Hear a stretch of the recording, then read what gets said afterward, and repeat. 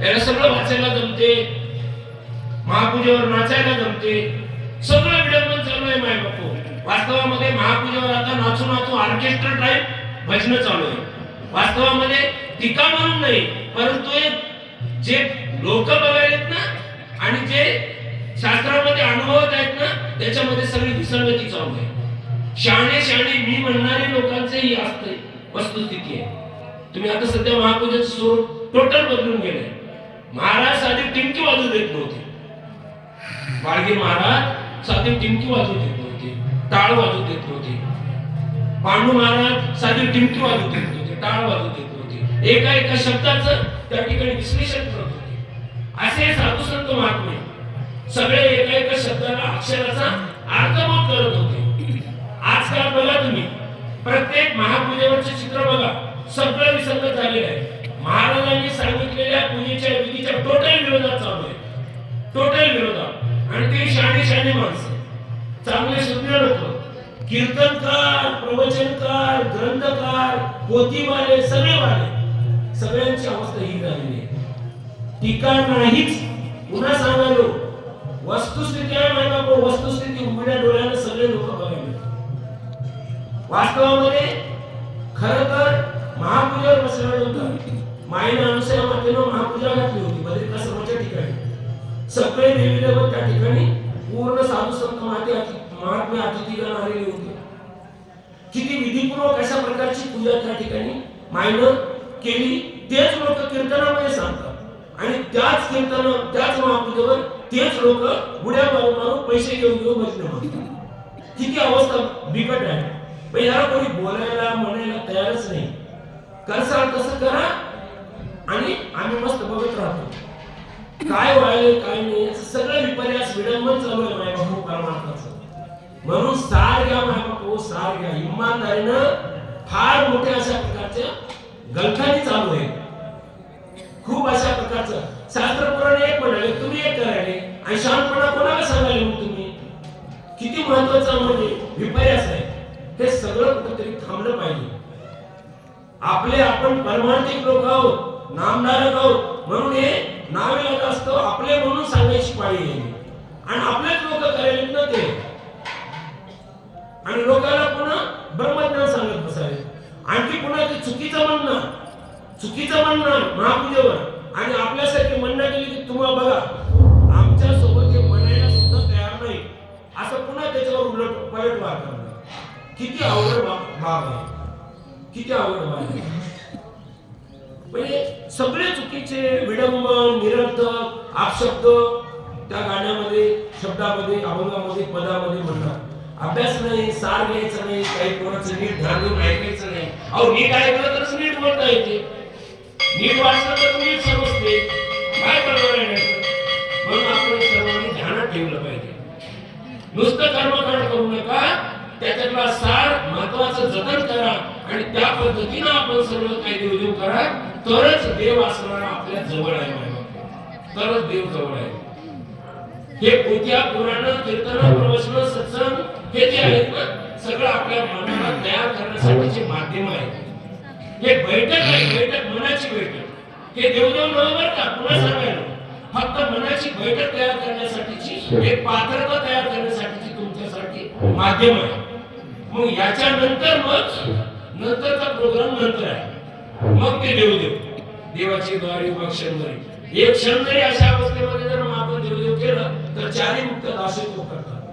पुन्हा 13 कोटी पाप कटचे मग त्यावेळेस एक क्षण जरी अशा प्रकारचं भजन केलं प्रभू स्मरण, पापाचे डोंगर नाहीसे होतात.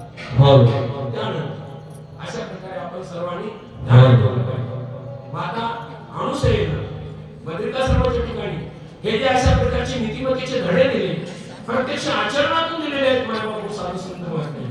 काय कारण सांगू, संतांचे उपकार मज निरंतर जागले. अशा प्रकारे बाप करी ऐशी माय केले उपकार सांगू काय. म्हणजे मायबाप सुद्धा उपकार करू शकत नाही, तेवढे साधू संत महात्म्यांचे आपल्यावर उपकार आहेत. जीवाच्या हितासाठी आपण सर्व ध्यानात ठेवायला पाहिजे. असं सिद्धांत या ठिकाणी राजा धराधर ग्रंथाच्या माध्यमातून अनुसया माता आणि ब्रह्मविष्णू महादेव यांचे संदर्भ देऊन आपल्या सर्व श्रोते जडमूळ मायबापांना या ठिकाणी उद्बोधन करत आहे. धन्य ते अनुसया जननी लागले आनंद स्मरणाची ध्वनी तीन जाय गेल झाले गवळ नाही यात माझी.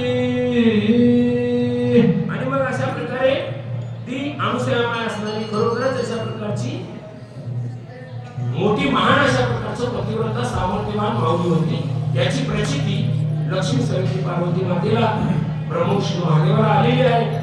आनंद ब्रह्मांडाची जननी आणि हमेशा सदोदी त्या आनंद नामाची ध्वनी मायच्या त्या ठिकाणी श्वासोश्वासी होती. अशा प्रकारची तन्मय अवस्था मायची झालेली होती. म्हणून आपण या सर्वांनी हे अशा प्रकारचं ध्यानात घेणं गरजेचं आहे. सगळे त्या देवाची भजन करतात, मग आपण का करू नये हे आपण सर्वांनी ध्यानात ठेवायचं. कर्मभूमीच्या देवता ठाई ठाई बहुरूपवंता तेही नाम जपती सर्वता घेते सीते में. कर्मभूमीच्या सगळ्या देवी देवता असणाऱ्या त्या देवाचं भजन करतात. भोगभूमीचे अष्टदेव अंतरालयाचे गणधर्व स्वर्गी राजा इंद्रदेव तेही दत्त नाम स्मरती. म्हणजे भोगभूमीचे सगळे देवी देवता अष्टदेव सगळे देव, अंतराळयाचे स्वर्गातले सुद्धा 33 कोटी सर्व देव परिवार आज इथं बघा ना, सगळे दर्शनासाठी सह्याद्री पर्वतावर दर्शनासाठी आसुसलेले आहे. साधी चर्चा सुद्धा त्यांना करता येत नाही. बापू चर्चा सुद्धा करता येत नाही. आपण इथं हे सगळं एक अशा प्रकारचा ब्रह्मानंदाचा सोहळा आपण स्वतः उघड्या डोळ्याने एका ठिकाणी बघत आहोत, अनुभवत आहोत. फार मोठे भाग्यवान धरतीची भाग्यवान लेकरं आहोत. पवित्र मातेच्या कुशीमध्ये जन्मलेले आपण पवित्र जीव आहोत. म्हणूनच हे भाग्य आपल्याला भेटलेलं आहे. म्हणून आपण सर्वांनी हे ध्यानात ठेवलं पाहिजे की मी या भूतलावर आलो, मी धन्य झालो. आता आपण आपल्या जीवाचं हित करण्यासाठी देवाचं भजन करावं. हेच याच्यातला मतितार्थ या ठिकाणी आपल्याला घ्यायचं आहे. इथं ब्रह्म विष्णू महादेव ते या ठिकाणी बद्रिकाश्रमामध्ये दाखल झाल्यानंतर त्यांना ती प्रचिती आली. अनुसया माते त्या लक्ष्मी सावित्री पार्वती मातेला सुद्धा त्या ठिकाणी त्याचा अनुभव आला. आता ते पुढे काय करतात. मग ब्रह्मा विष्णू त्रिनयन पुढे ढाकले दोन्ही कर जोडून म्हणते तुम्हा वाचून कवण रक्षिता नाही त्रिभुवनी. त्या ठिकाणी प्रत्यक्ष अनुसया माईनं हे सगळं उद्बोधन केलं लेकराला केल्यासारखं. आणि मग त्या ठिकाणी हितोपदेश ध्यानी घेऊन मग आता यांचं सगळं अशा प्रकारचा आमगंड नाहीसा झालेला आहे. मग आता ब्रह्मविष्णू महादेव त्या ठिकाणी माय पुढं नतमस्तक झाले. आपलं सर्व असणं त्या ठिकाणी हरवून त्या ठिकाणी नतमस्तक झाले आणि तिथं कर जोडून त्या ठिकाणी साष्टांग अशा प्रकारचा नमस्कार मायला घालत आहे. आणि त्या ठिकाणी माय असणारी त्या ठिकाणी काय करते बघा. मग ब्रह्मा विष्णू त्रिनयन पुढे ढाकले दोन्ही कर जोडून म्हणते तुम्हा वाजून गवण रक्षिता नाही त्रिभुवनी. महादेव त्या ठिकाणी कर जोडून साष्टांग नमस्कार घातले आणि म्हणत आहेत की माय खरंच तुझ्या वाचून आता आम्हाला गती नाही. तूच आमच्या जीवाची अशा प्रकारची तारणहार आहेस आणि तुझ्या माध्यमातून त्या प्रभू सख्याचा निर्गुण निराकार परमात्मा जो स्वयंभू अशा प्रकारचा आला परंतु नाही गेला विश्वाचा बाप असा तो निर्गुण निराकार परब्रह्म स्वरूप त्या भगवंताचं दर्शन आम्हाला झालं. त्याची कृपा दृष्टी झाली. आम्ही धन्य झालो माय. अशा प्रकारची त्या ठिकाणी कृतार्थता समाधान ब्रह्मविष्णू महादेव माता अनुसयेपुढे त्या ठिकाणी व्यक्त करत आहे. तिघे करते नमस्कार मस्तक ठेवी चरणावर अभय हस्त ठेवी द्याजा बल तिघाजे मस्तकावरी बे. त्या ठिकाणी ब्रह्मविष्णू महादेव अनन्य भावाने त्या माईच्या चरणावर नतमस्तक झाले. माईनं त्या ठिकाणी वचन दिलं आणि त्या ठिकाणी त्या चरणापासून आता हे अलग होऊ पाहत नाही. देव पाहावयाशी गेलो आणि देवाची म्हणून ठेवलो अशी एकरूप अवस्था त्या ठिकाणी ब्रह्मविष्णू महादेवाची सपत्नीक लक्ष्मी सावित्री पार्वती मातेसहित त्या मायेसमोर झालेली आहे. पुढे टाकल्या देवी जणी विधी कर जोडणे माता नूतनती चरणावरणे महासमर्थ मनोरिया. ब्रह्मविष्णू महादेव त्या ठिकाणी नतमस्तक झाले तसे लक्ष्मी सावित्री पार्वती माता देखील त्या ठिकाणी मायेच्या चरणावर नतमस्तक झाले.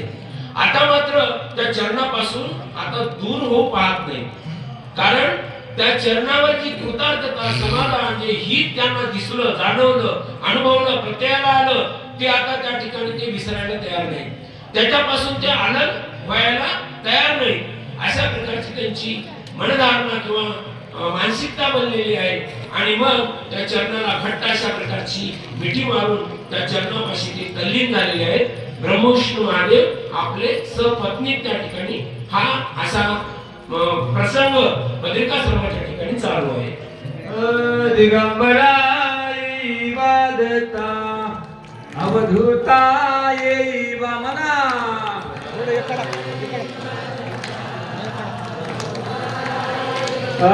दिगंबराई वादता अवधूताई वा.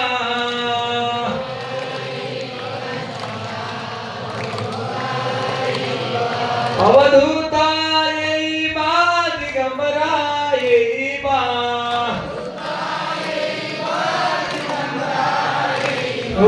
अवधूतायै वा दिगंबरायै वा.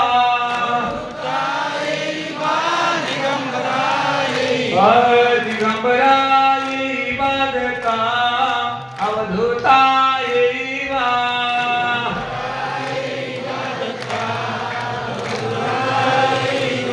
दिगंबरायै वादता अवधूतायै वा.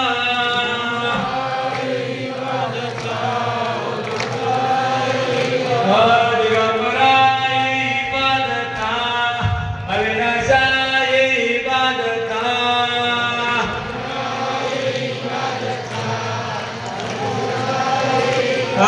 दिगंबरायै वादता अवधूतायै वा. ओ अवधूतायै वा दिगंबरायै वा. दत्ता दिगंबरायै वादता अवधूता